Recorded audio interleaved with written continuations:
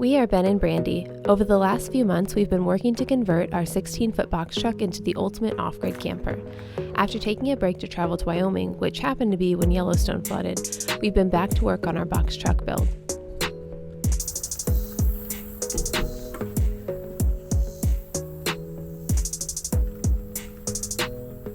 Okay, so today we wanted to give you an update on the camper and where we are so far, what things are still on our to-do list, and what so far we are really loving about it and what's really working well for us. Okay, what's up guys? We're here in the box truck and there's just a few things that we've got left to do. We've got to get the table situation fixed. If you've seen some of our past videos, you've seen us adjust and readjust and try this and try something else, and we went with a table mount that we ordered that we thought was going to be pretty good, but it's ultimately just too hard to raise and bring down. So I'm thinking about going with some kind of push button motorized setup, which was my initial thought, but just didn't do it because I felt like we were getting too elaborate. So may go back to that, so you'll have a motor an actuating motor that'll bring the table up and down.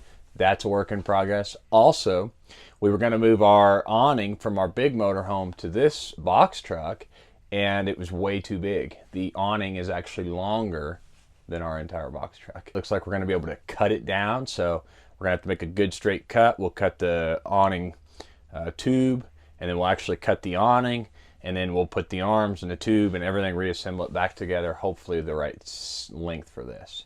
So that was going to be a project for this weekend. We've just gotten sidetracked with so much other stuff we have going on, which if you don't know, we started a podcast, Forward with Ferris, and if you haven't checked it out already, go check it out. We are super excited about it, and we are actually in our very first episode. We launched it on iTunes, Apple Podcast, Spotify, and all the other podcast platforms, and we are already in the top 50% of podcasts throughout the United States.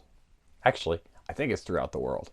Regardless, top 50 percentile, and we're really close to hitting that top 25 percentile, which you have to do within 7 days, and we're only on day 2. I'm pretty confident it's going to happen. So, if you haven't done so already, go check that out. The other thing that we have to do is just kind of some finishing touch-ups here, but above all, we have had a couple really fun trips in this already, nothing really far away. But what's just so awesome about it is it's just super easy to climb in here, throw the mountain bikes on, hit the road. We can park wherever the heck we want. We can eat food at restaurants still and don't have to worry about trying to get a big giant motorhome in and out of things. So ultimately, it's just been really awesome for that. So we hope you guys are as excited to see it as we are to do it. And, you know, that's the update from me. I'll turn it back over to Brandy because she's probably got more to say.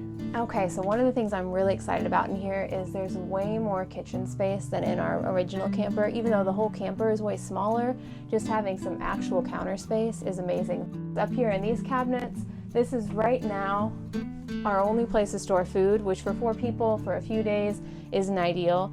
So we are probably going to end up putting one more cabinet up, a little skinny one over here above the couch area, just so we have more space for food and for mostly just food.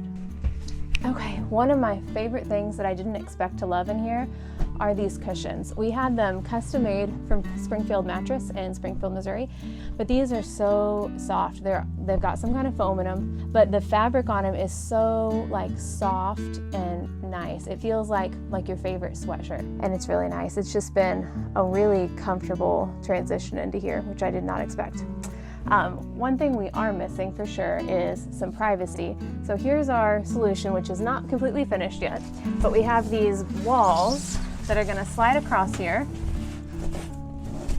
and we've got 2 of them, so they slide right into here and then they'll slide across. Our plan is to cover them in fabric, so we're hoping that will be enough just to have some privacy, so we have a space to get dressed, and when you go to sleep you have a wall there, so there's some separation from the kids who are always with us. So because right now their bed is right here, so we are separated by like 3 inches of space. One thing that's worked out really well is how easy it is to put the beds down. So this one, we just pull the cushions off. Okay, this is another thing that needs to be fixed a little bit. We have Velcro on these right now, which is not working out that well. Hit me. Oh, God, that's stupid. Man, shit,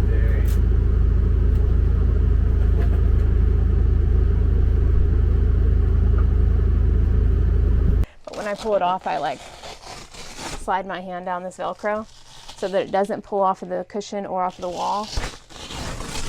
But it's just not working that well. Okay, so when you want to make this bed, you just pull these drawers out. And then this whole board here has a hinge on it. And you just flip it out here. And this makes the bed for the kids. So we put our cushions back on here and then we go to bed, which is really awesome. The only little thing that's not great is now our fridge is down here. So if they're in bed, you can't get in the fridge. Our ultimate plan is to have a sleeper up here above our driver's seats.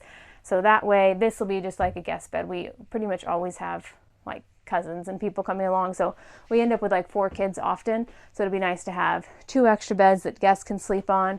And the kids will have their permanent beds up here where we won't have to have them pull it down and put it up every night. And also we won't have this place locked off. And that'll keep us a lot more floor space during the night.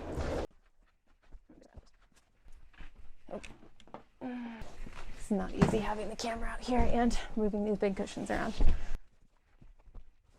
Something else that's different from our camper that I wasn't sure how I was going to feel about is the wet bath. So one of the advantages of having it is that instead of having like a tiny little shower, we actually have way more space. And Ben is tall, 6'5", I think.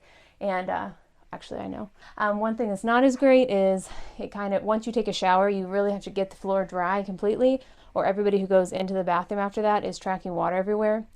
So that's not great. Also, we have our shower curtain, which is currently stored in here all folded up. And right now we drape it over this door and you pull the bottom of it into the shower so that all the water that runs down into there instead of through this crack here. Ben's pretty inventive, and he's also got a solution for the floor here. So we're hoping once we get those things put in, this will be just a little more convenient. It's got a little bit of work left to do, and we'll hope you come along with us to see that. What? I'm tired. One. It's 1:17. 1:17 a.m. We're here in the box truck. In a very secluded campsite. Yep, secluded in the city.